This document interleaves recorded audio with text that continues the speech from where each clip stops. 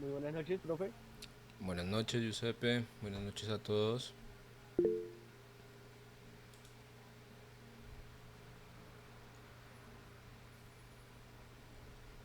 Vamos a esperar un momentico a ver si se conecta más gente.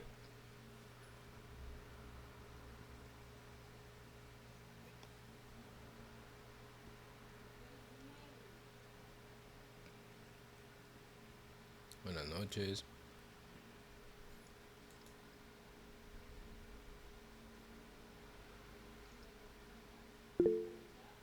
Hola, Buenas, profe. buenas noches.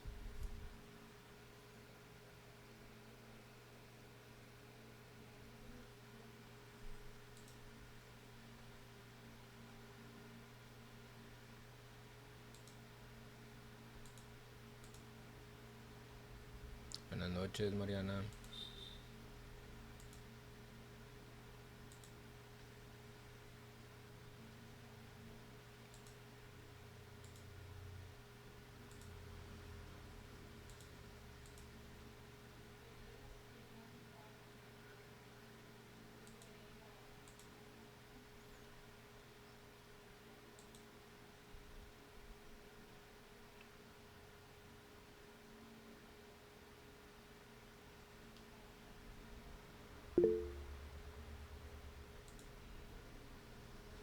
Buenas noches.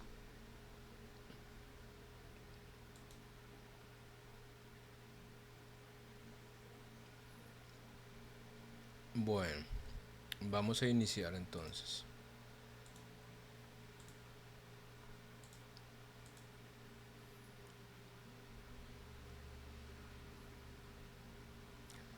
Ok, entonces retomando con la clase de la vez pasada. Ok,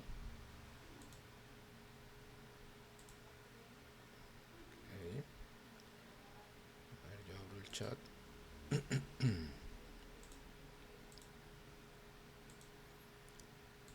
Listo, entonces retomando con la clase de la vez pasada, eh, tenemos que ahora vamos a hablar un poquito, vamos a seguir hablando sobre el tema de España, el Imperio Español. Aquí tenemos este mapa de lo que se consideraba antes de la llegada a América. Se pensaba que la Tierra era así, ¿no? Este era el mapa de la Tierra. Pensaban que esto era la Tierra. Aquí tenemos Europa, este pedacito aquí, Rusia, China, India, Mongolia, África, y lo veían así. Y el resto pensaban que no existía nada más, que terminaba acá esto, se iba uno por un precipicio. Bueno, a ver si termina de conectarse toda la gente. Están Bejarano Franco, Carrillo Sánchez, Fuentes Martínez, Cedeño, Manrique, Galeano, Lozada, Ruiz, Mesa, Morcillo, Moreno.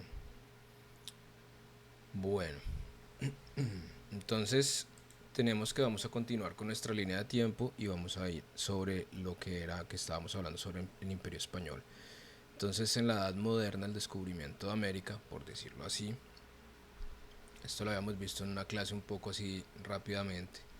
Las exploraciones durante el reinado de los reyes católicos. En 1492 la corona de Castilla conquistó el reino de Granada y concluyeron la conquista de las Islas Canarias. ¿Saben cuáles son las Islas Canarias? ¿Alguien sabe dónde están las Islas Canarias? ¿Ninguno? No. Entonces, las Islas Canarias, si vamos acá, están al lado de África sobre el Atlántico. Vamos a ver dónde se encuentran.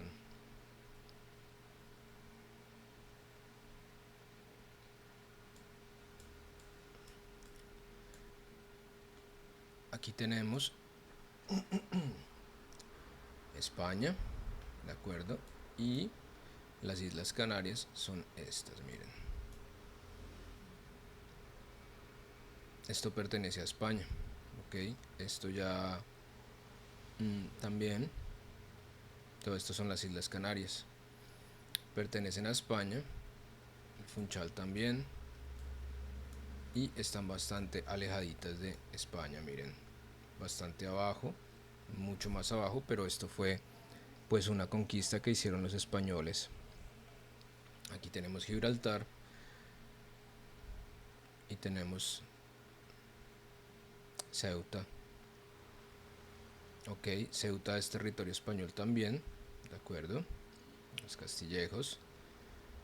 ¿Y algunos de ustedes saben cuáles eran las columnas de Hércules? Nadie ha leído nada de mitología nunca. Las columnas de Hércules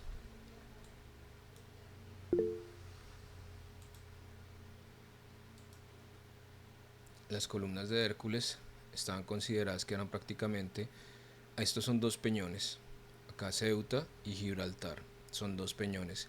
Gibraltar está en España, pero pertenece, miren, aquí tiene frontera.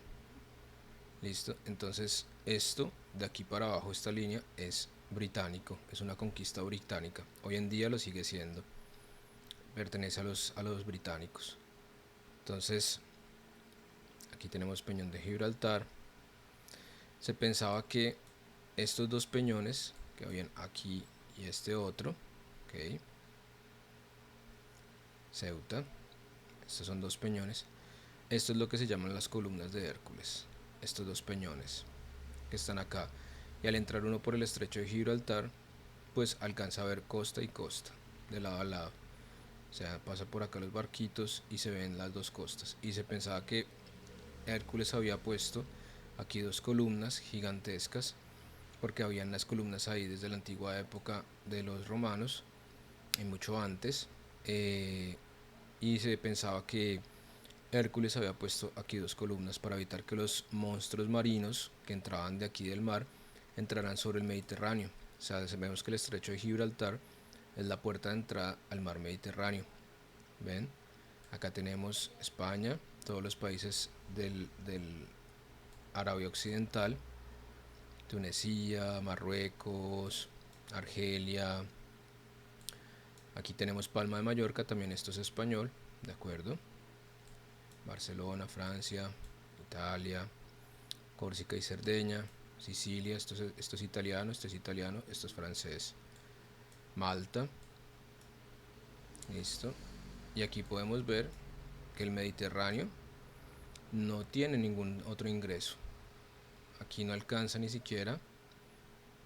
Hay un pequeño estrecho en Turquía, miren, esto es Estambul, Turquía, la capital de Turquía. Y hay este pequeño estrecho acá, miren, que es lo que sirve para conectar qué cosa, miren. Aquí pasamos por Grecia, entramos por aquí, tenemos el mar de Mamara,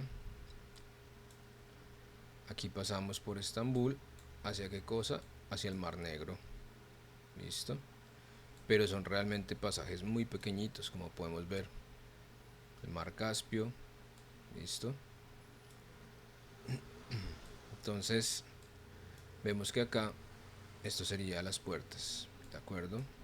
De lo que es el mar Mediterráneo. El mar Mediterráneo es todo esto, ok, toda esta parte.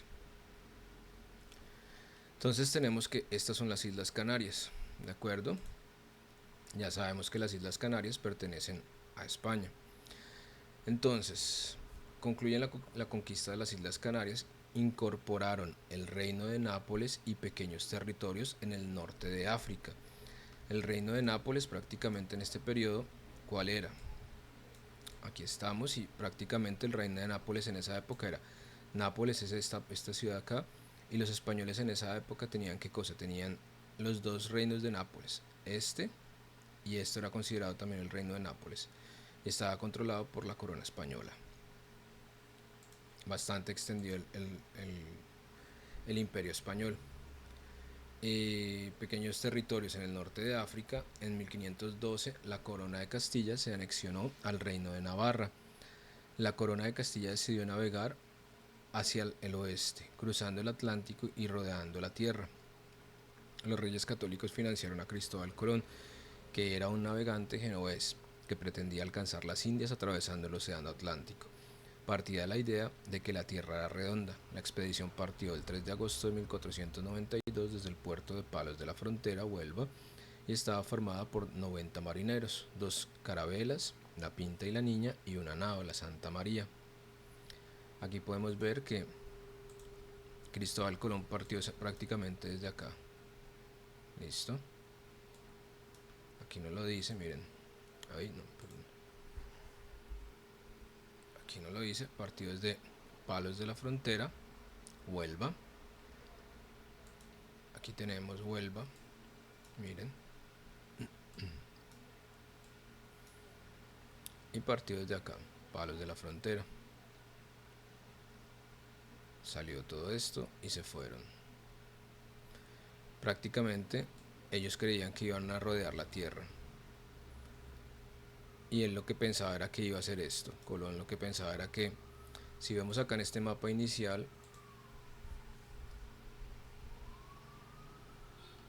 como podemos ver acá,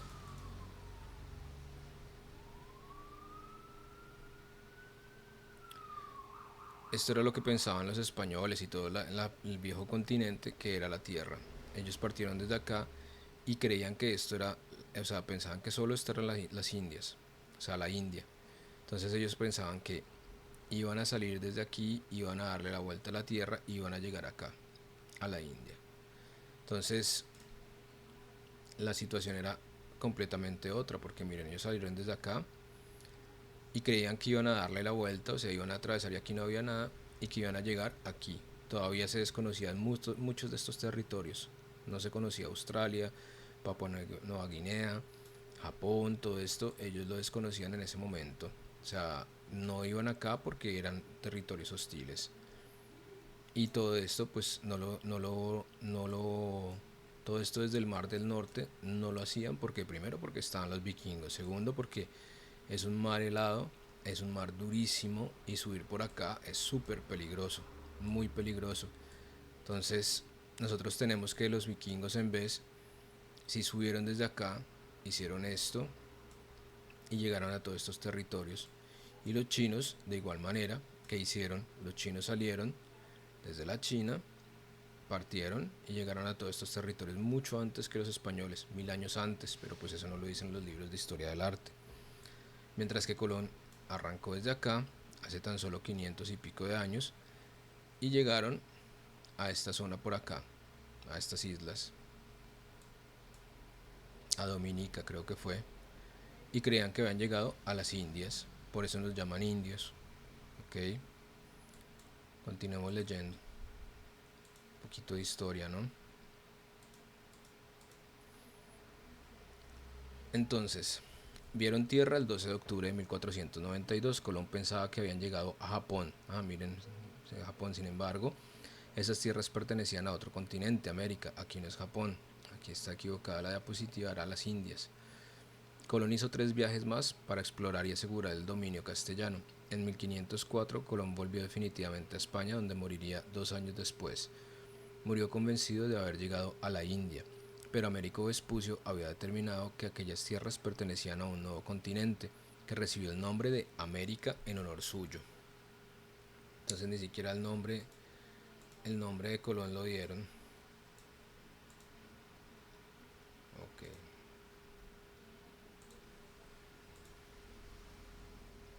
Tras el primer viaje de Colón, los españoles conquistaron en poco tiempo las islas del Mar Caribe.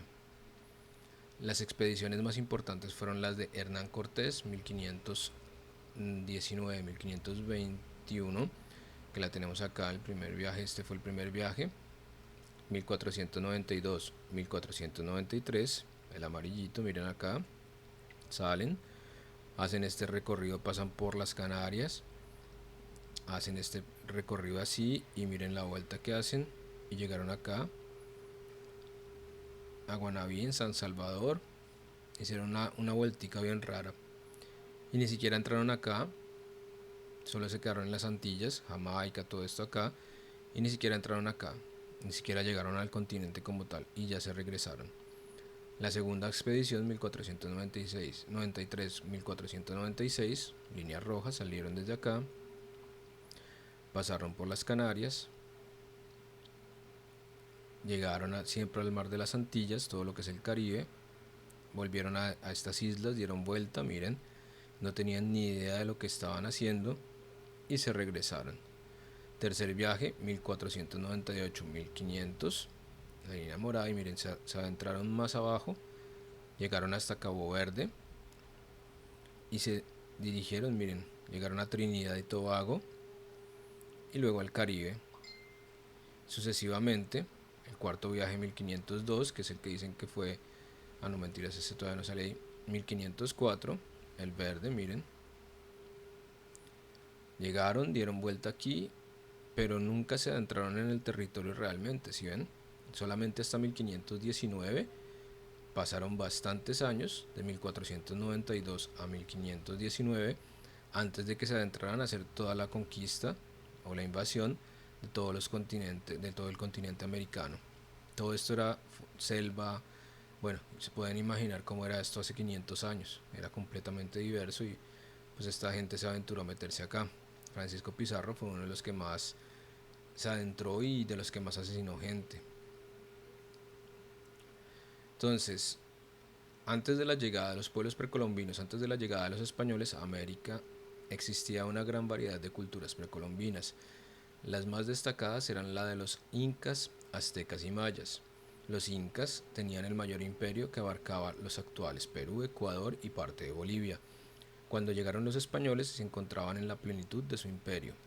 La sociedad estaba formada por nobles, siervos y esclavos. El jefe supremo era el inca, considerado hijo del sol. La mayoría de la población era campesina y los cultivos eran el maíz y la patata. Los animales domésticos eran las llamas y las alpacas, de las que obtenían alimento, medio de transporte y lana para elaborar tejidos. Sabían trabajar el cobre y el oro. Su arquitectura es de grandes proporciones. Los aztecas poblaban el Valle de México. Su imperio se sustentaba en la alianza de tres ciudades: la capital Tenochtitlán, Texcoco y Tlacopan. El imperio se encontraba en sus fases iniciales. Era un pueblo guerrero dividido en varios grupos sociales: sacerdotes, nobles, hombres libres y esclavos. La economía se basaba en el cultivo del maíz, la calabaza o el tomate. Los mayas se organizaban en ciudades-estado gobernadas por un jefe supremo. Su sociedad estaba dividida en nobles, sacerdotes, campesinos y esclavos. Casi toda la población era campesina y se dedicaban al cultivo del maíz, cacao, frijoles, calabazas, tomates, especias y otros productos. Consiguieron grandes logros en matemáticas y astronomía y tuvieron un calendario y un sistema de escritura propios. Desarrollaron un arte muy rico donde destacaban las enormes pirámides escalonadas. La organización del territorio a partir de 1942, perdón, aquí está escrito mal, de 1492, América se organizó en virreinatos, al frente de cada cual había un virrey. Los virreyes gozaban de extensos poderes, como vimos la clase pasada, creando las audiencias con funciones judiciales. Los españoles aprovecharon todos los recursos que América ofrecía. Crearon grandes estancias ganaderas y extensas haciendas agrícolas. Además explotaron minas de oro y plata. Los metales preciosos llegaban a España en barcos escoltados, ya que sufrían frecuentes ataques de los piratas. La sociedad de las colonias americanas se organizó en grupos según un criterio racial. Los españoles ocupaban los cargos de gobierno y eran dueños de grandes propiedades. Los mestizos eran hijos de españoles e indias. Algunos ocupaban cargos importantes, mientras que otros vivían casi en la pobreza. Los indios sufrieron muchos abusos, aunque habían leyes que los protegían, por decir así. Los negros eran traídos desde África como esclavos para hacer los trabajos más duros.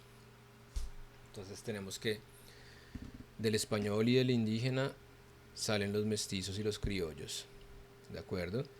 Y de los españoles, inclusive los mismos criollos y mestizos, salen los mulatos con los negros. Bueno, están ahí, están vivos todavía, denme un feedback. Bien. Adiós. Bueno, entonces tenemos que en este periodo vemos qué cosa es que los españoles están en plena expansión, ¿cierto? Plena expansión territorial, tienen tremendo imperio, pero a nivel artístico pues también tienen un cierto desarrollo, ¿no? ¿Qué estaba pasando en este periodo? ¿Qué periodo del Renacimiento era mientras tanto en Italia?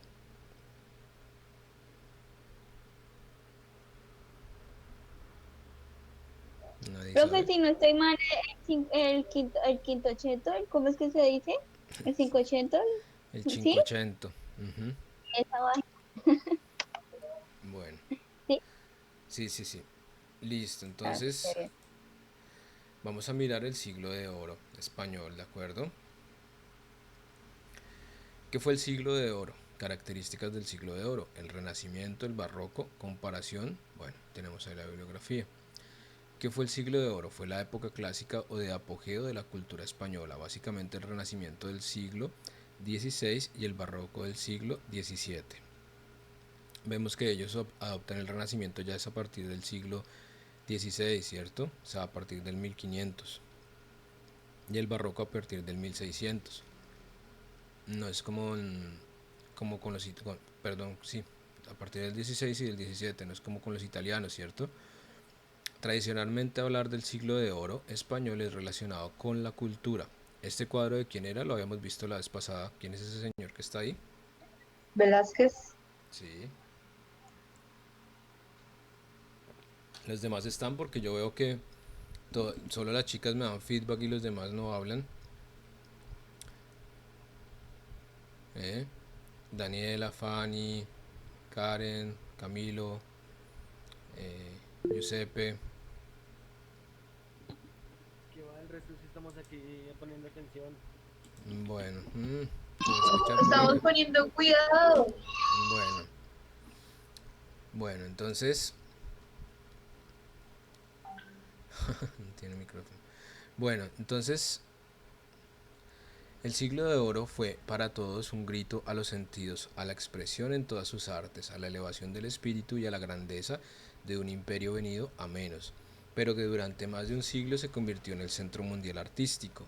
Nosotros debemos hacer un poco de énfasis en todo el tema de los españoles porque pues nuestra cultura viene directamente legada a lo que nos dejaron ellos como herencia, ¿no? Que fue nada, solamente nos robaron, pero pues nos dejaron la herencia lingüística y algunas costumbres, ¿cierto? A los que les guste, por ejemplo, comer la morcillita y el chorizo y todas esas vainas así, pues de la fritanguita, eso fue herencia gastronómica que nos dejaron los españoles, al igual que el arroz.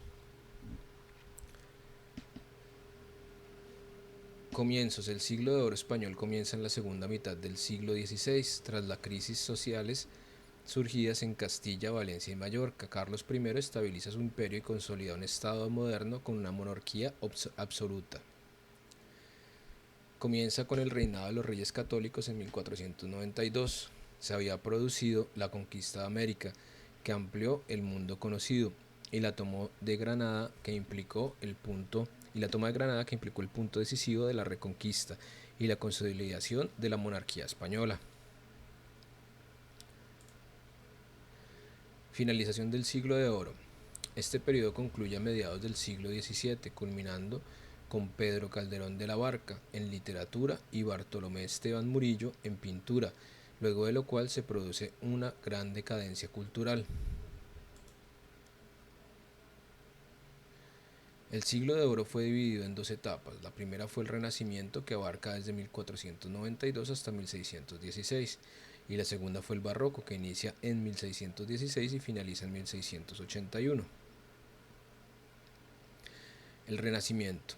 El concepto de Renacimiento comúnmente va ligado a término humanismo. Inicia en 1492 con la publicación de la Gramática de la Lengua Castellana de Antonio de Nebrija y finaliza en 1616 con la muerte de Miguel Cervantes de Saavedra. El Renacimiento es fruto de las nuevas ideas del humanismo, que determinaron una nueva concepción del hombre y una nueva visión del mundo. Se denomina Renacimiento porque parece como si tras una larga Edad Media volviera a nacer la cultura clásica. Arquitectura del Renacimiento. En cuanto a arquitectura, pueden definirse tres etapas o periodos. Primera etapa, estilo plateresco, siglo XV, primer cuarto del siglo XVI. Se produjo principalmente por arquitectos locales que se vieron influidos por la arquitectura del sur de Italia. Este estilo combinaba las nuevas ideas italianas con la tradición gótica española. El nombre se debe a las extremadamente decoradas fachadas que se debían al trabajo de los plateros. El núcleo de esta corriente fue la ciudad de Salamanca, cuya universidad y su fachada son el paradigma del estilo. Tenemos aquí la fachada de la universidad. Esta universidad tiene convenio con esa, Sí, para que me claro. acuerde. Sí, con la de Salamanca, con la de Rioja tenemos acuerdos de internacionalización. Eh, Sí, Había sí. una chica que me había preguntado lo de internacionalización, tengo que decirle, bueno, si le interesa todavía ir a España, pero sí tenemos convenios con varias cosas de, de internacionalización. Sí, tenemos acuerdos con la Universidad de Salamanca y se pueden hacer maestrías y todo, bastante bueno, bastante interesante. Segunda etapa, el purismo. Primera mitad del siglo XVI, con el paso de las décadas el estilo gótico fue desapareciendo, llegándose a alcanzar un estilo más depurado y ortodoxo. El purismo se caracterizó por la exuberancia en las decoraciones que se imponen en los edificios de aspectos más sereno, armónico y equilibrado. Una de sus mayores muestras fue el interior del Palacio de Carlos V, y esto es bastante interesante. Tenemos toda la decoración, vemos ahí cómo predominan qué cosa, columnas, capistelos, portales, bastante interesante. Tercera etapa, estilo herreriano. A partir de 1559 hasta mediados del siglo siguiente, este estilo, que tiene su nombre en honor a una de las figuras indiscutibles, Juan de Herrera, fue sin duda una época en la que dominó la arquitectura española durante casi un siglo. Supuso un nuevo estilo que se caracterizó por el predominio de las líneas rectas, los volúmenes cúbicos y la ausencia decorativa. Tenemos un gran eh, una entrada muy grande hacia lo que sería el estilo renacentista, ¿no? Este es el monasterio de San Lorenzo del Escorial, diseñado por Juan Herrera junto a Juan Bautista de Toledo. Aquí en el Escorial podemos encontrar hoy en día, todo esto es museo, todo.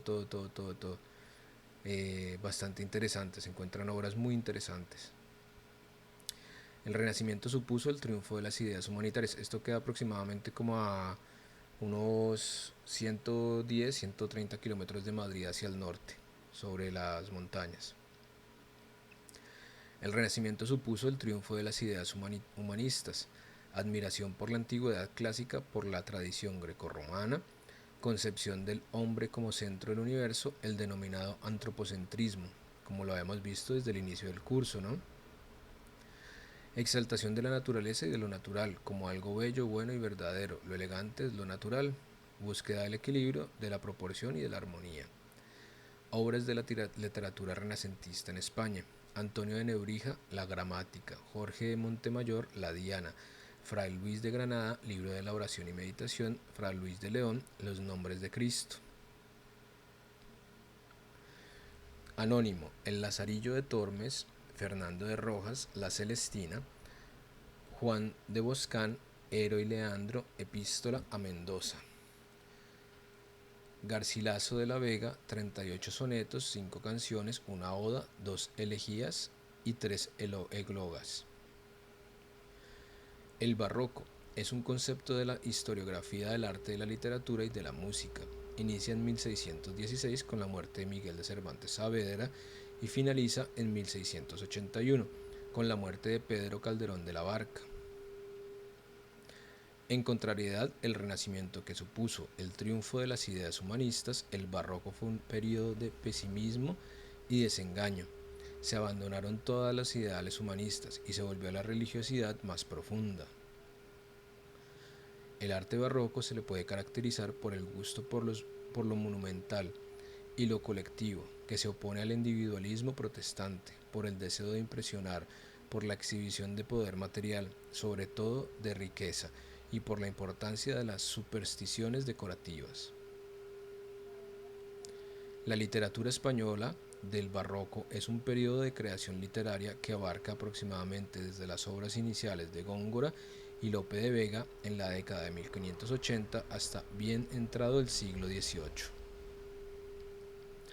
Características de la literatura barroca. Las características fundamentales de la literatura barroca española son la progresiva complejidad en los recursos formales y una temática centrada en la preocupación por el paso del tiempo y la pérdida de confianza en los ideales neoplatónicos del Renacimiento. Aspectos del barroco. El barroco tuvo 4 aspectos fundamentales que fueron el pesimismo, el desengaño, la preocupación por el paso del tiempo, la pérdida de confianza en los ideales renacentistas. Los autores dentro del barroco se destacaron bastantes autores y obras, unos más que otros, pero todos dejando una gran huella en este género. Luis de Góngora con las obras Ándeme yo caliente, ríase la gente, Mientras por competir por tu cabello, la fábula de Polifemo y Galatea, Los Soledades, Panegírico al Duque de Lerna y Lope de Vega, Fuente Ovejuna, Peribáñez y el Comendador de Ocaña, El Caballero de Olmedo, 3.000 sonetos. Aquí tenemos a Luis de Góngora y Lope de Vega. Cabe resaltar que en la literatura, ya a partir del Renacimiento, se tiene otra vez qué cosa, se vuelve a tener, se retoma todos los aspectos de la literatura que se han abandonado desde mucho antes antes del periodo medieval.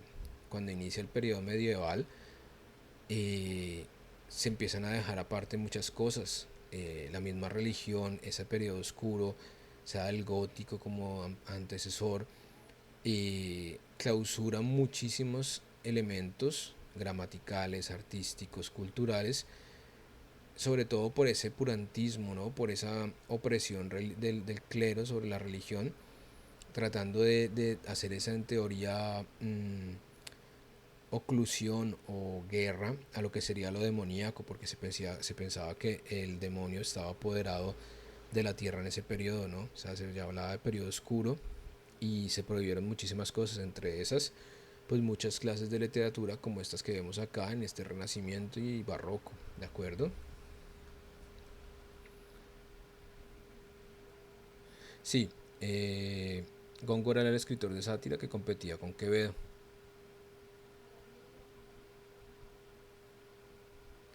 Aquí tenemos a estos dos señores, frentones, de tanto pensar. Francisco de Quevedo, aquí los tenemos. Sonetos, letrillas, romances. Poderoso caballo es don dinero. Yo me soy el rey palomo. A una nariz, a Cristo resucitado, a mal gobierno de Felipe IV. Pedro Calderón de la Barca, el médico de su honra, la dama duende, la vida del sueño, el alcalde de Zalamea, el mágico prodigioso, el gran teatro del mundo, casas con 2 puertas, mala es de guardar. Aquí tenemos a Francisco de Quevedo y a Pedro Calderón de la Barca. El que me diga quién y cuándo escribieron Don Quijote de la Mancha le doy un premio. Tienen 10 segundos para responder, si no ya es que están buscando en internet. Ni idea.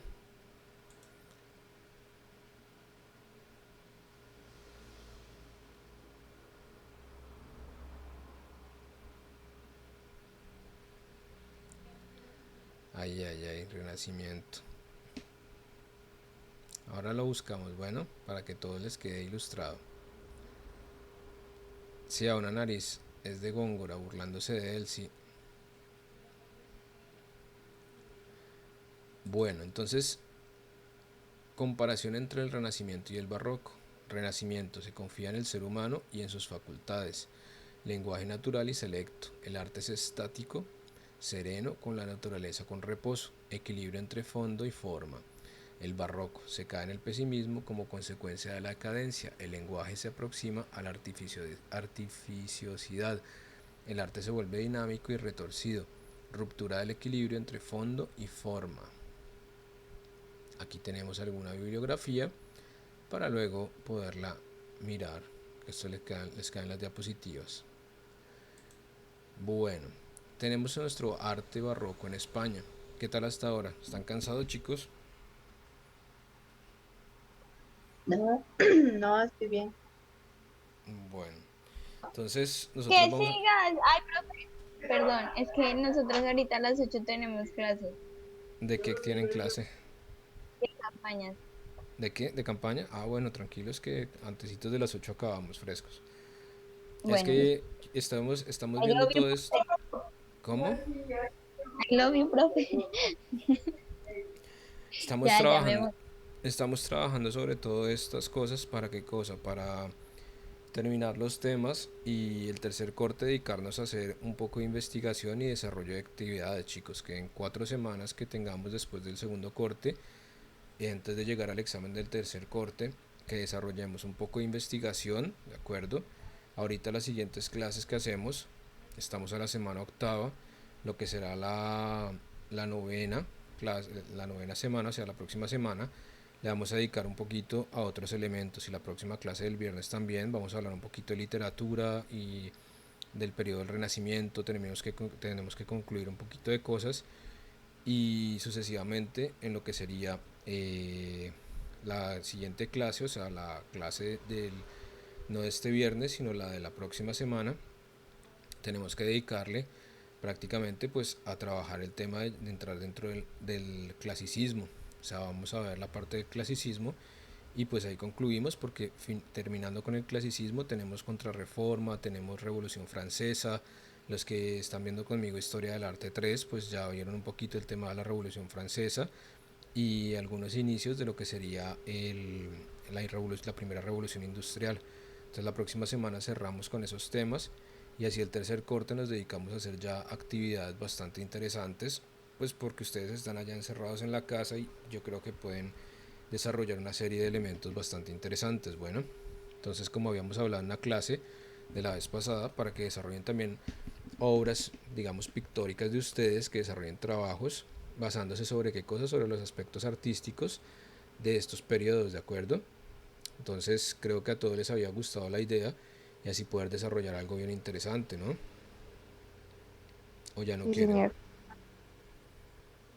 Profe, qué pena le pregunto, ¿sería posible que usted envíe el link del Drive al WhatsApp? Es que lo busqué en el correo y no lo encuentro.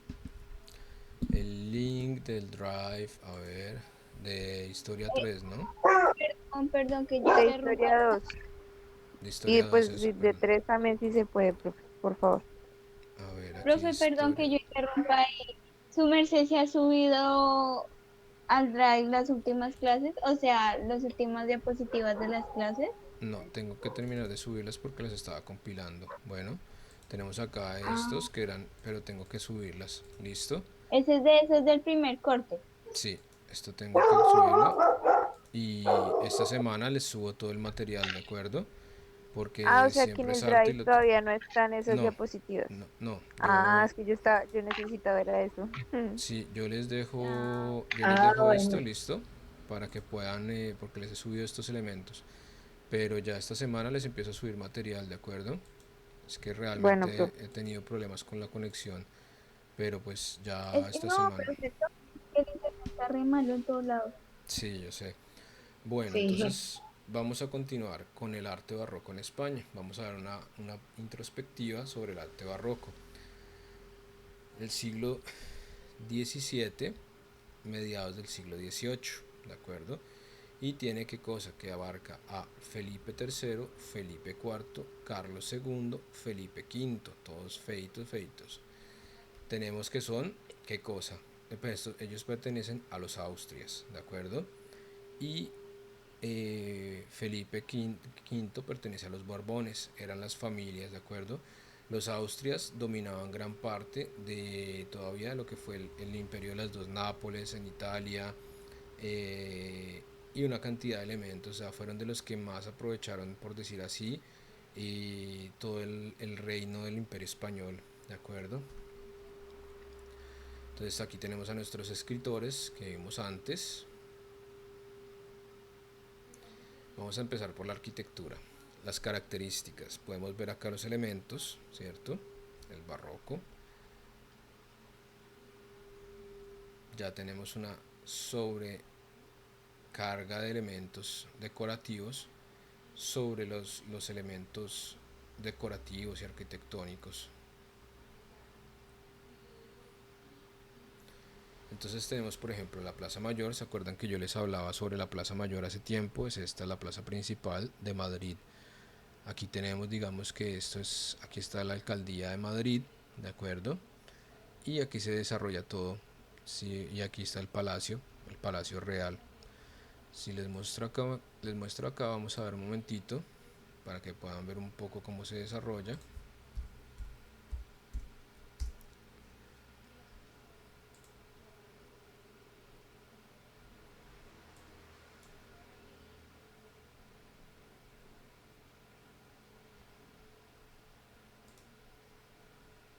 Ok, aquí tenemos Madrid,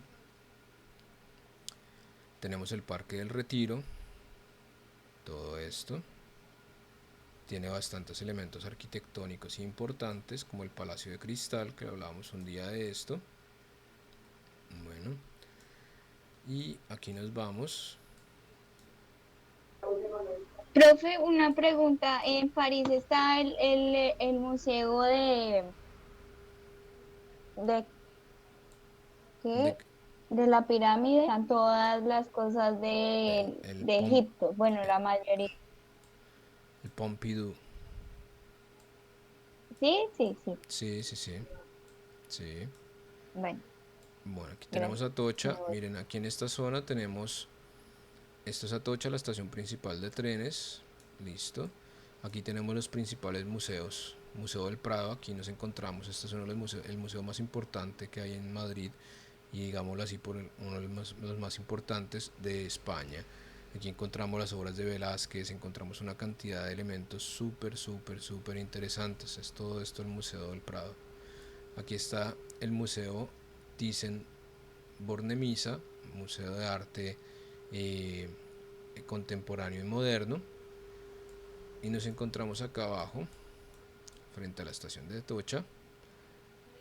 Aquí tenemos el Museo Nacional Reina Sofía. Aquí está el Guernica de Picasso y grandes obras también del siglo contemporáneo. Bueno, y si nos vamos por aquí, aquí tenemos por ejemplo la Fuente de Neptuno. Las habíamos visto antes, ¿se acuerdan?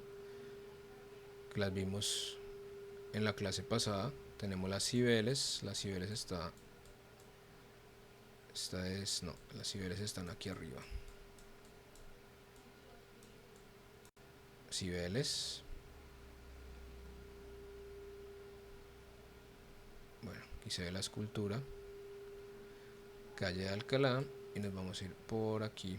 Nos vamos por aquí, subimos por la Gran Vía. Esta es la vía principal de Madrid, la calle más principal. Ok.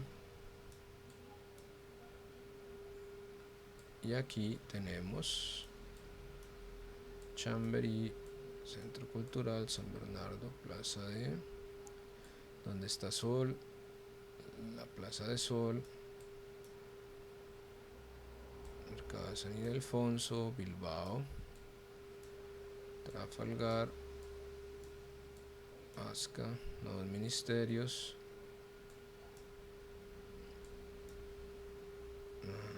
Universidad, Bellavista, Cuatro Caminos, está por acá abajo, Chamberí, Trafalgar, Plaza 2 de Mayo, Argüelles, Iglesia de San Antonio, Plaza de España, Templo de Devot, Telex Moncloa, Plaza de Moncloa, Faro de Moncloa.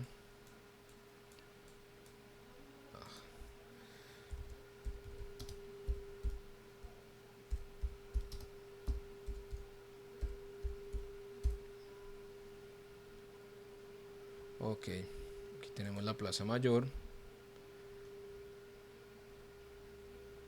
bastante impetuosa en su arquitectura también. Vamos a darle una ojeadita. Tenemos la tecnología a nuestro favor. Vamos a ver la arquitectura barroca como se representa aquí. Y ahora este bichito no se quiere. Ok, aquí estamos, miren. Representación barroca en su gran estilo. Todo esto ha sido restaurado y lo han dañado. En el origen era así también. Vemos acá frescos, decoraciones de la época.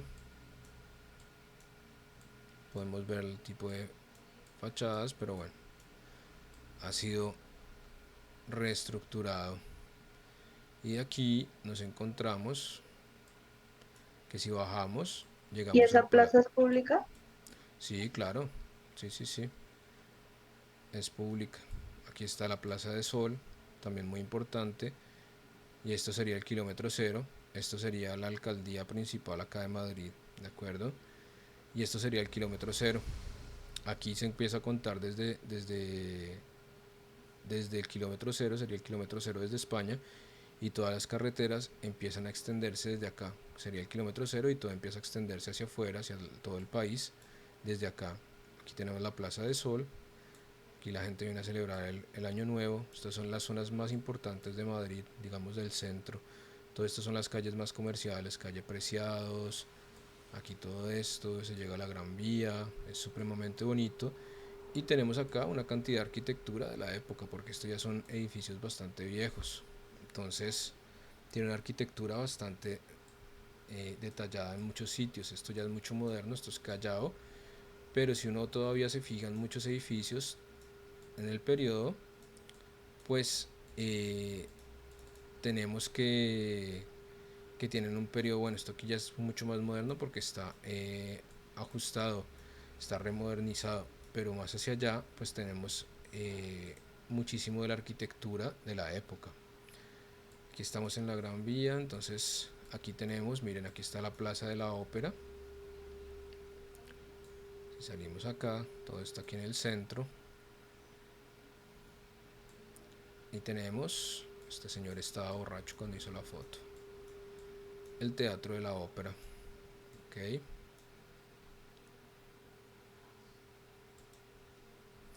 De igual manera, aquí nos encontramos con el Palacio Real. Todo esto. Aquí tienen mucho oro colombiano. Aquí están los jardines del Palacio Real, todo esto. En teoría deberían estar acá los reyes, pero pues no están. Están en otro palacio por allá, en otra ciudad. Y aquí nos encontramos en el Palacio Real. Ahora también destacada durante el periodo barroco. Podemos observar la arquitectura. Esto es dentro del palacio, en el patio principal. Aquí podemos observar. Se puede entrar, hay museos, se ve todo, es gigantesco. Vale 10 euros la entrada. Bueno, volviendo aquí, regresemos a nuestro trabajo.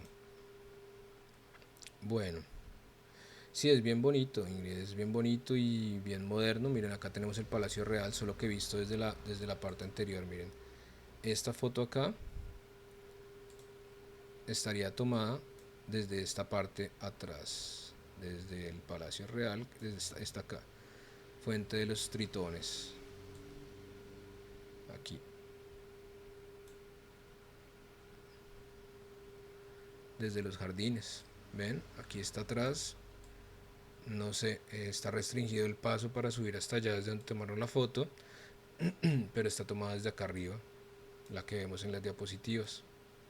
Aquí es esta fuente y esto sería esto. ¿Ven? Aquí se alcanza a ver solamente un pedacito de todo esto acá. Bueno, entonces tenemos dos elementos principales, ¿no? Ahorre y va. Le presento a un montón de gente que conozco allá. Bueno, Entonces en la cronología tenemos el siglo XVII, barroco clasicista, barroco pleno. En el siglo XVIII, churrigueresco, ¿se acuerdan que ya lo habíamos hablado?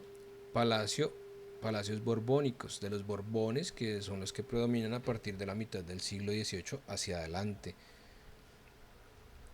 Entonces el barroco clasicista, como acabamos de ver, ven, en la Plaza Mayor de Madrid, lo que les mostré, aquí tenemos este periodo, ¿cierto?, de Gómez de Mora, que realizó estos elementos.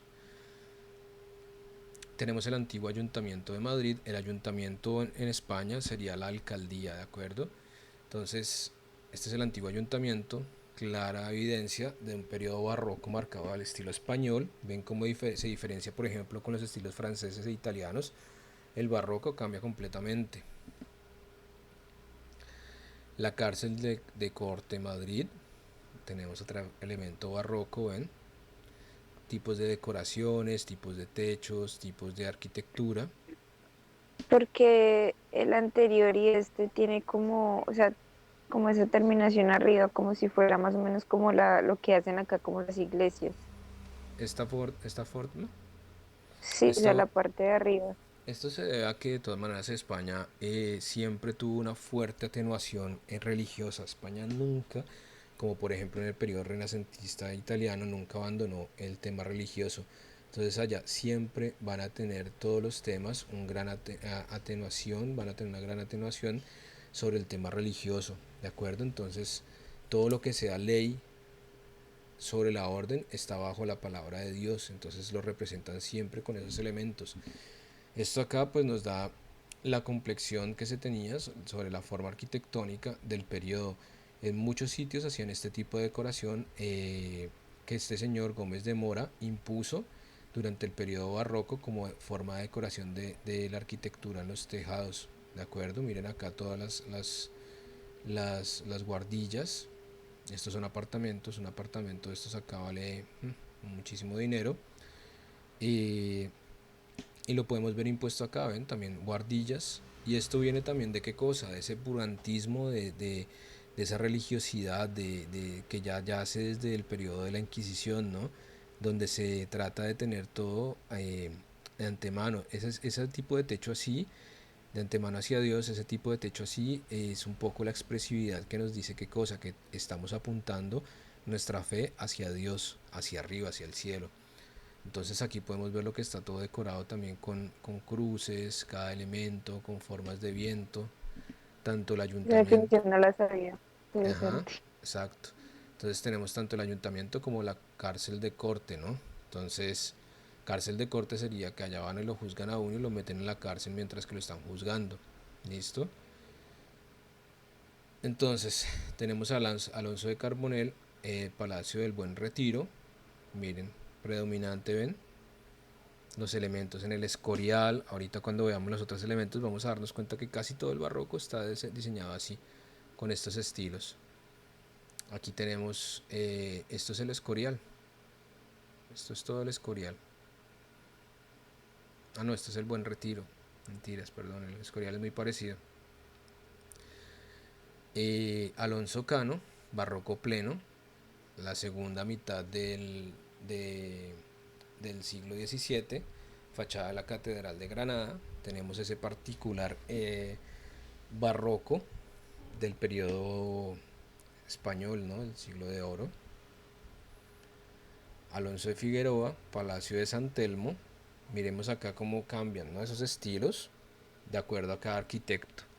Pero recuerden siempre esto, que Gómez de Mora impuso tantísimo en el periodo barroco este estilo.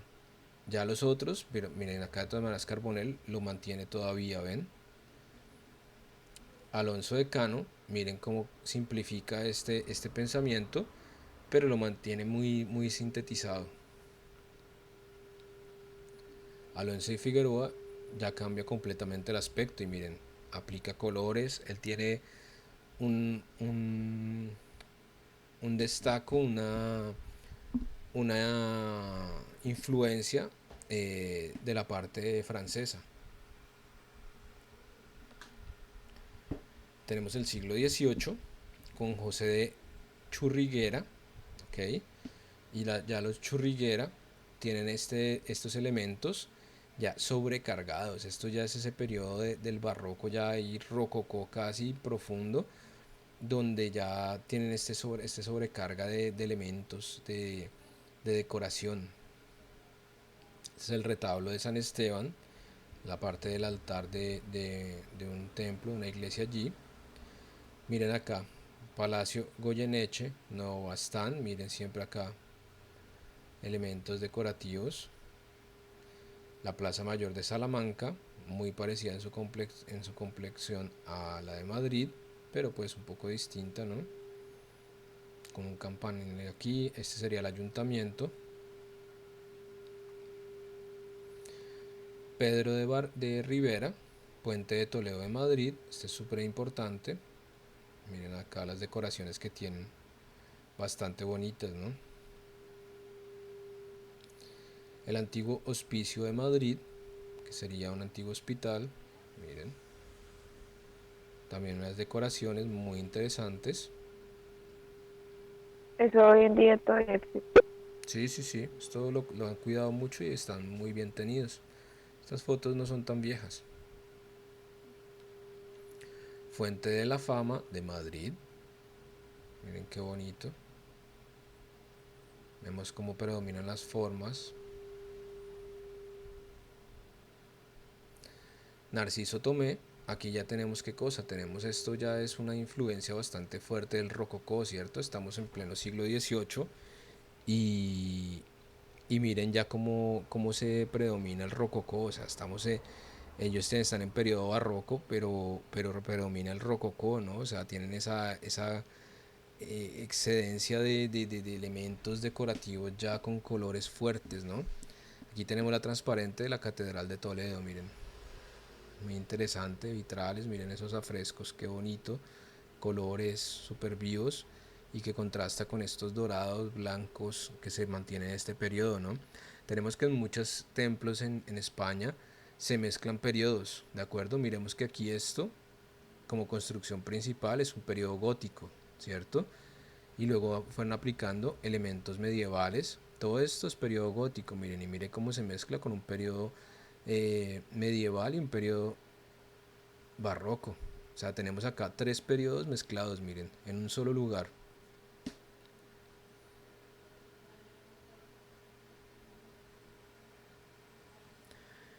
Casas Novoa, fachada del Obradoiro. Esto es en Galicia.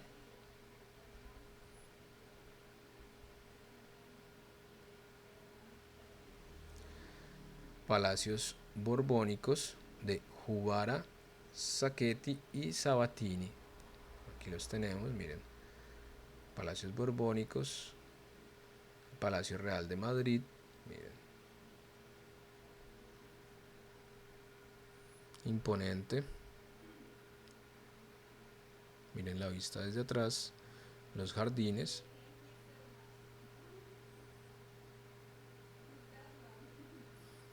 Teodoro Ardemans. Sí, bonitos esos jardines. Este es el Palacio de la Granja de San Ildefonso. Uno se pega unos paseos muy muy bonitos por acá. Tiene unos jardines. Esto no es nada de los jardines. Es inmenso. Es inmenso. A ver, miremos para que se puedan dar un poquito cuenta. No sé si les aburre que les muestre un poquito sobre Google Maps para que se guíen sobre los mapas y puedan Para apreciar un nada. poco. Miren, por ejemplo, si vamos a la granja, Palacio de la Granja San Ildefonso, sobre Google Maps, está hacia el norte de Madrid. Okay.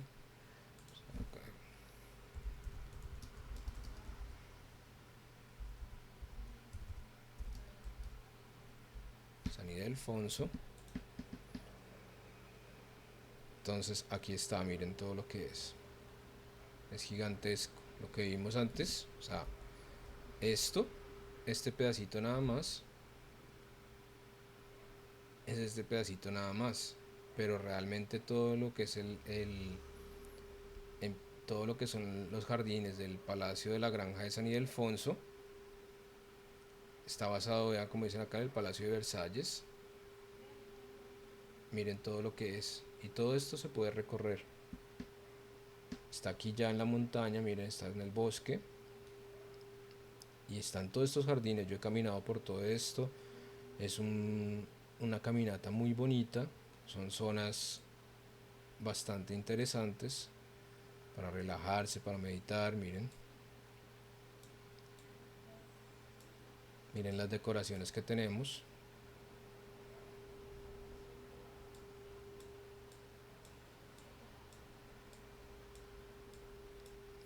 Se ven ardillitas, jabalíes, venados, un montón de animalitos.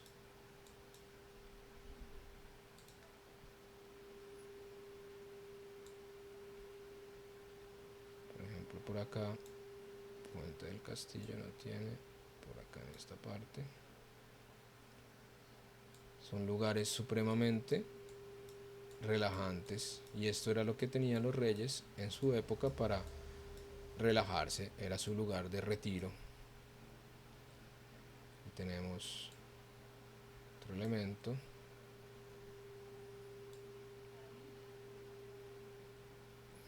Todo esto en invierno se neva. Está lleno de nieve.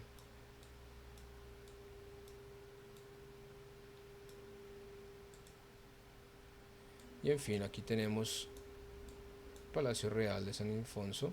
En este momento está cerrado. Están durmiendo los españoles. Mírenlo acá.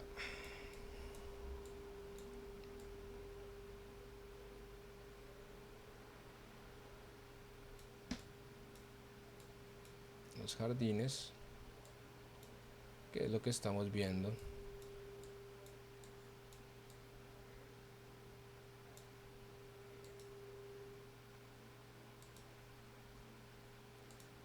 Entonces ven, aquí tenemos, esta es la fachada frontal y aquí estamos viendo la fachada anterior.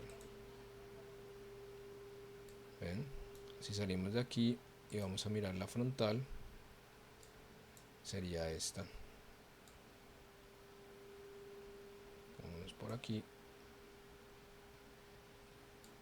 Aquí es la entrada, llega uno. Su merced debería llevarnos de excursión a España.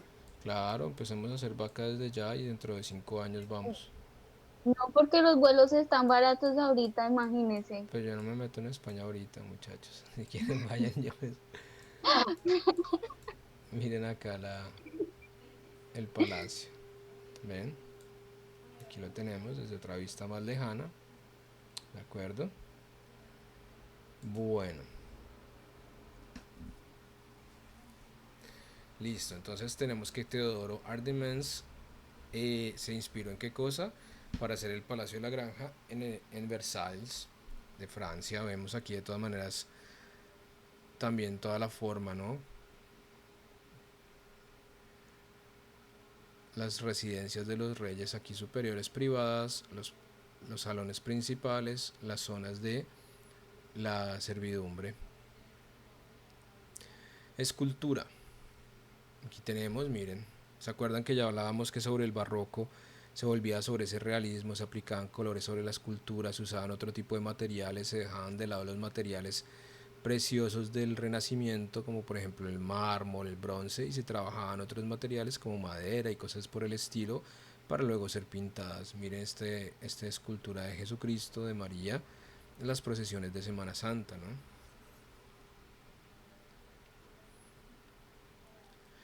La escuela castellana con Gregorio de Fernández, pasos procesionales. Miren, tenemos acá un Jesús antes de la resurrección.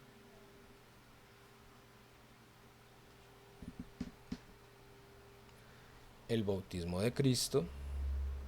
Este es un cuadro a bajo relieve.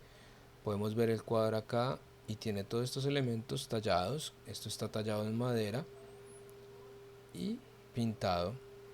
Bastante interesante, ¿no? Es un cuadro sugestivo y tenemos acá que salen las formas del mismo cuadro y miren acá cómo está pintada el paisajismo. Muy muy interesante. La escuela andaluza con Martínez Montañés, la Inmaculada Concepción.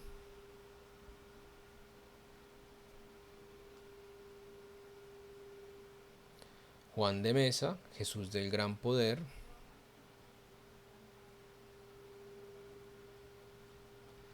Alonso Cano, Virgen de la Oliva, Inmaculada del Facistol,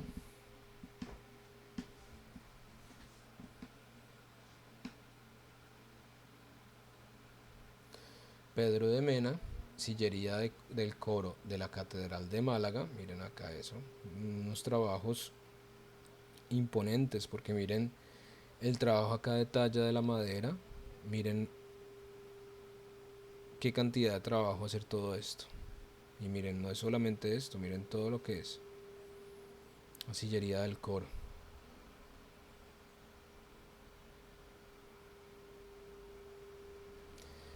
La Dolorosa y Exe Homo. Este es supremamente interesante por la expresividad que tiene. Tiene un realismo muy increíble. Pero aquí, ¿qué tenemos? ¿Se acuerdan que lo que hablábamos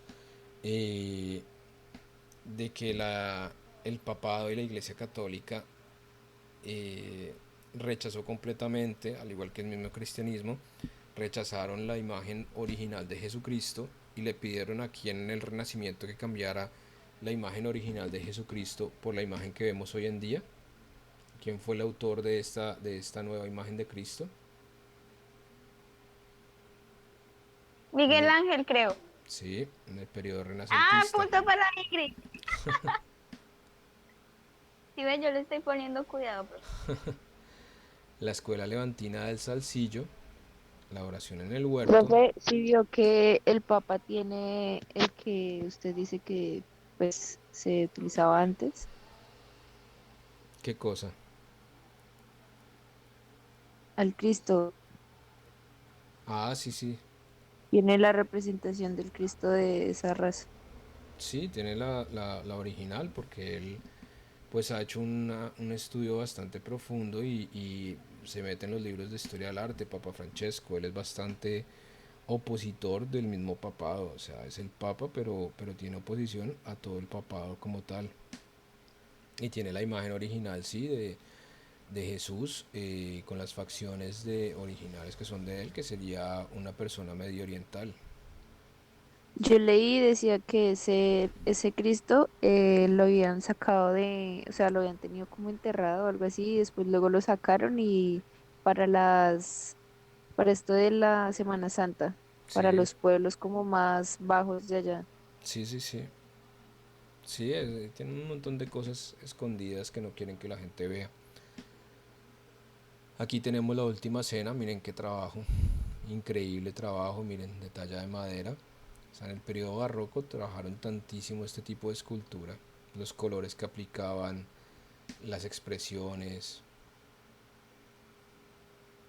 Sí, claro, les da una vida increíble y sobre todo si ven los colores que usaban, es supremamente, se puede decir hasta bonito, ¿no? Esta me parece muy bonita, esta representación.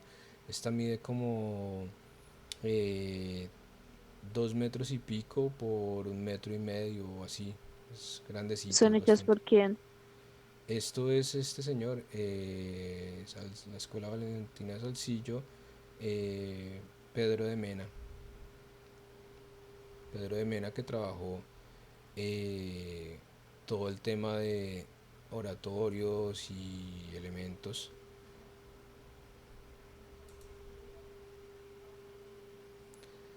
San Jerónimo Penitente. Miren aquí cómo trabajan y cómo le pusieron la luz, llevando mucho aspecto pictórico, tratando de llevar la escultura eh, bajo un prospecto pictórico. Miren acá la iluminación que le hacen en el museo para darle estos elementos pictóricos, cómo trabajan la tensión en la escultura, miren, una expresividad muy bonita. Un O sea, la Belén, luz no es de la escultura como tal, sino de la que le dan en el museo. sí, sí, sí, claro, mira aquí la sombra, es una luz directa. Pero los elementos pues son bastante interesantes, todo el simbolismo que hay acá. ¿Se acuerdan que en el Renacimiento también tenemos un San Jerónimo penitente con la, el triunfo de la muerte? Bastante interesante. Sí, todo esto sigue siendo madera, Mariana, madera pintada. Tenemos un Belén, que sería un pesebre. Los pesebres también predominaron en ese periodo y se expandieron después hasta donde, hasta donde nosotros. Por eso es que nosotros también hacemos nuestro pesebre y esto data de estos periodos, ¿ven? Periodos barrocos españoles. Sí, sí, sí, sigue siendo madera, Mariana. Lo que pasa es que todas estas obras, a diferencia de otros lugares, les hacen restauros. Los restauradores las trabajan, les hacen restauro y van al cabo de los años pues mejorando y aplicándole de nuevo pintura y restaurándolas, porque la madera de todas maneras con los siglos se tiende a agrietar, a fracturarse y pues termina deteriorándose, la pintura se pierde. Entonces estos brillos acá, esto es un restauro reciente. Este restauro tendrá por ahí unos 8 o 9 años.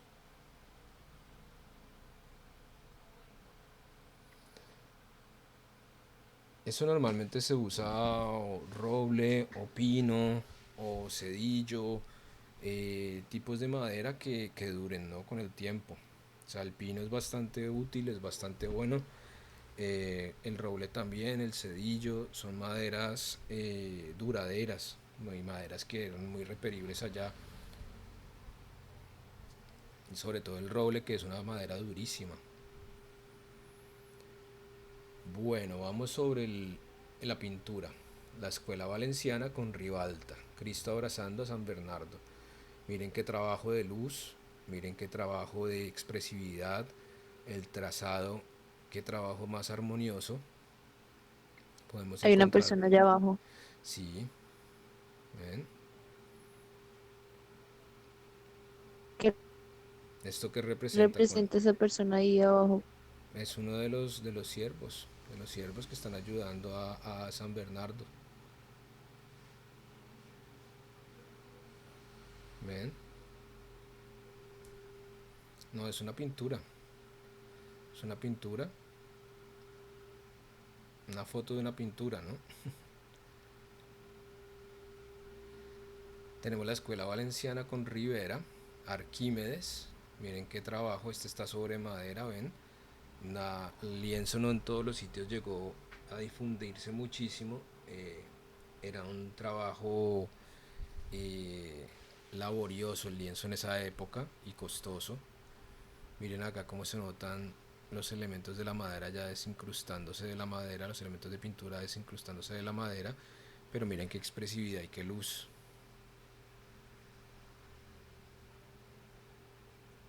Sí, claro, un realismo absoluto. En esta época es cuando tienen un auspicio tenaz. Sí, sí. Miren las arrugas, la sonrisa, los labios, miren los dientes. Es espectacular. Y Y es, que la sonrisa, o sea, digamos que no es como tan falsa, sino que muestra realmente que el tipo se siente incómodo en ese momento y está sonriendo, pues exacto, incómodo. exacto. Y ustedes ven que, piensen que para un cuadro normalmente tenían que posar, que tenían que posar durante bastante tiempo ahí quieticos.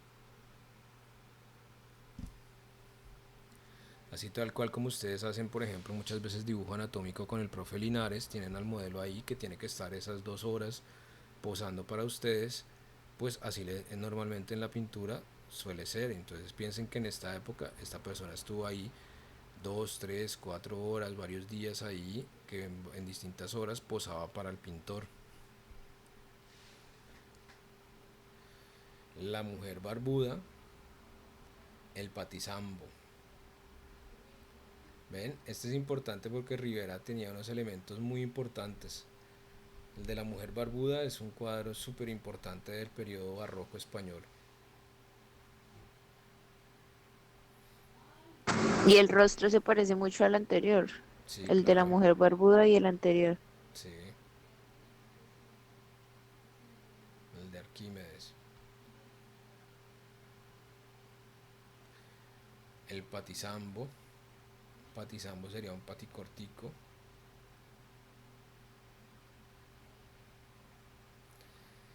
Ay, Silen, profe, señora. si es posible que a uno le salga toda esa barba, qué miedo. Empieza a afeitarse a ver si le sale. De pronto sí. Ay, no. Aquí tenemos el sileno ebrio.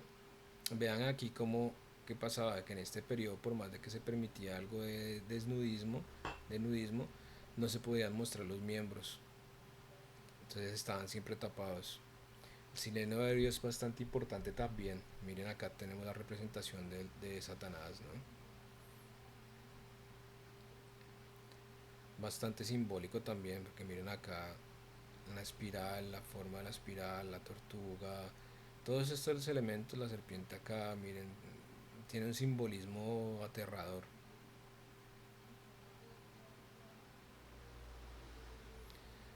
El martirio de San Felipe, miren qué expresividad también, impresionante.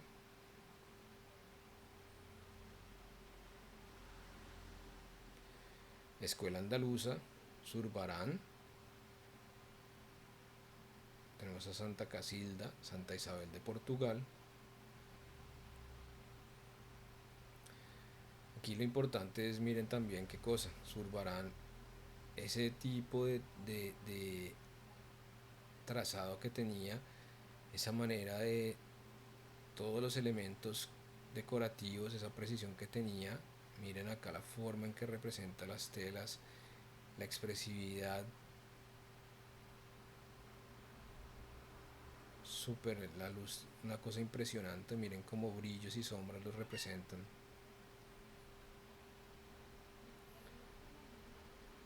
Aparicio de San Pedro, aparición de San Pedro a San Pedro Nolasco.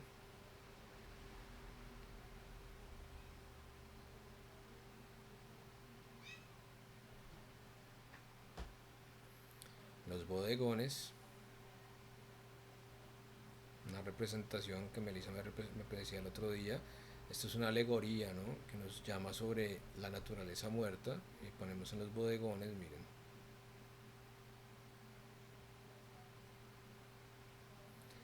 Alonso Cano, Cristo muerto sostenido por un ángel. Trabajo impresionante. Miren la expresividad, pero aquí tenemos qué cosa, aquí tenemos muchas veces que ellos hacían en un cierto sentido autorretratos dentro de estos elementos. Esto no tiene una representación dentro de lo que sería la figura de Cristo, ¿no?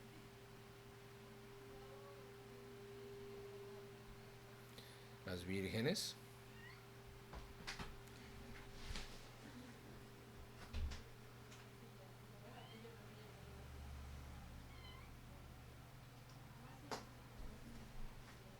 Tenemos la Sagrada Familia del Pajarito. ¿Por qué del pajarito? Mira, tenemos la Sagrada Familia, que ¿quién sería? Ok. ¿Quién sería él? El pajarito. Tenemos que este sería Ver, Jesús, María sí, José. y José, exacto.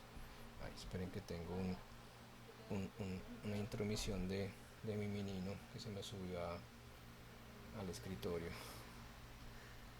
Entonces, la Sagrada Familia del Pajarito, sabemos que dentro de las historias bíblicas, Jesús, ¿qué hacía con los pajaritos de madera?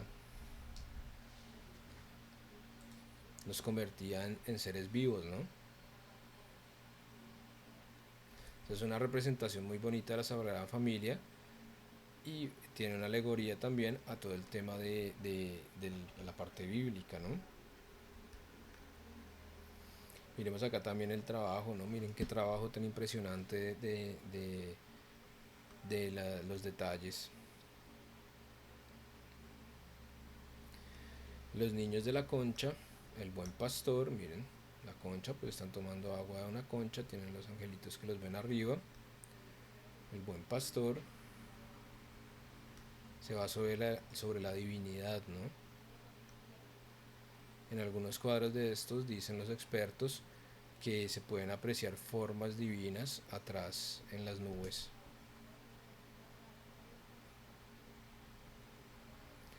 La Inmaculada de Soult.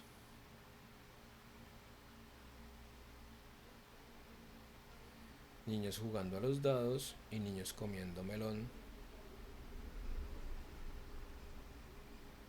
Este me encanta la luz, es estupendo, miren la expresión, estupenda, las miradas, la expresión acá, cómo come, o sea, esto me recuerda mucho al rey Baco.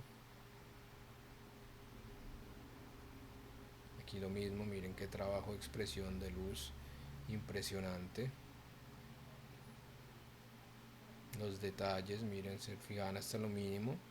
Zapato roto abajo, con los deditos al aire.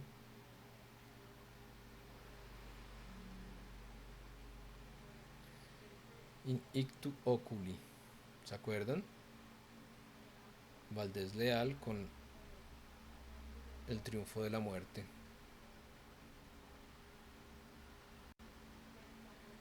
Finis gloriae mundi. ¿Esto qué sería? Prácticamente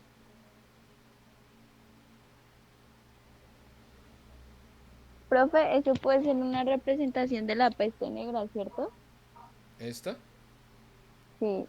Sí, sí, en parte sí. Ah, Y aquí tenemos una representación también de qué cosa, de el apocalipsis, ¿ven?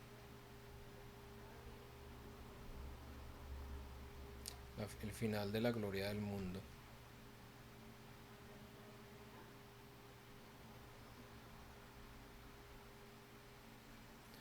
Velázquez, gran maestro que ya habíamos visto obras de él, esta la podemos ya reconocer, ¿cierto? La vieja friendo huevos. Miren acá, trabajo espectacular de Velázquez. Miren el cristal, cuando ustedes quieran entender Velázquez, en qué destacaba eran la luz y el trabajo de la difracción de la luz. Estupendo. Este está en el Museo del Prado. Y uno se puede pasar horas enteras mirando este cuadro y mirando los detalles. El aguador de Sevilla, miren también qué trabajo, miren el cristal. Es que Velázquez hacía una representación increíble del cristal. Y esto era lo que en esa época la gente decía, wow, ¿cómo es que lo logra? ¿Cómo es que lo logra? Porque miren acá cómo hace también el aumento de la difracción de la luz pasando a través del cristal con efecto lupa. Maravilloso.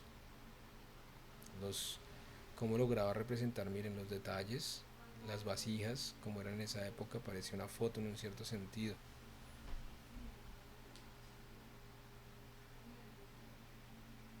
Conde Duque de Olivares, bastante feíto su nariz ahí. Trabajos estupendos también de detalles, la luz siempre. Felipe IV, ni qué decir del hombre. El triunfo de Baco, miren, los borrachos, el rey Baco. Podemos determinar que este es Velázquez. La fragua de Vulcano.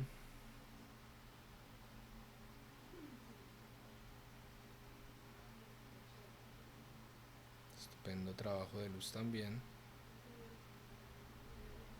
La rendición de Breda. Esto ya los habíamos visto en otras diapositivas, ¿se acuerdan?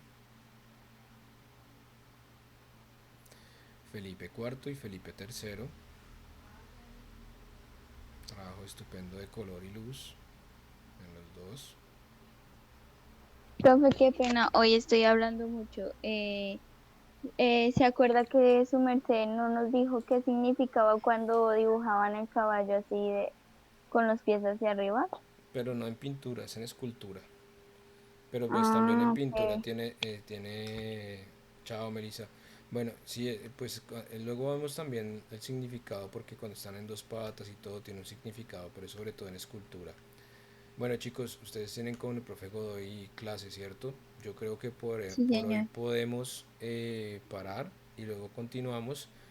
Tenemos el arte en América y en Europa, el romanticismo, o sea, en hispanoamericano, pero luego hacemos un romanticismo hispanoamericano y nos adentramos en el romanticismo también en Europa, en la literatura, ¿de acuerdo? Y concluimos para dedicarnos al tercer corte a los talleres que les tengo preparados. Bueno, entonces quedamos en la página 60 de estas diapositivas, ya nos quedan 8 diapositivas. Eh, el viernes continuamos. Espero que les haya servido y haya sido bastante ilustrativo esta clase de hoy, chicos. Profe, apenas pueda subir las diapositivas al Drive, nos avisa por el WhatsApp, ¿sí? Por favor. Listo, listo, listo, no se preocupen. Bueno, chicos, Gracias. bueno, que tengan buena clase. Chao a todos. Gracias.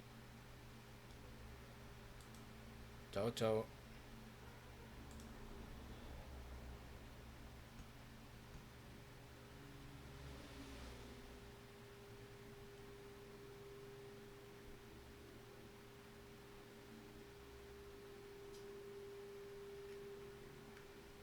Profe, Sí, hablabas con Fanny. Profe, es que quería comentarte algo. dime, perdón. Es que no sé, ay, no sé si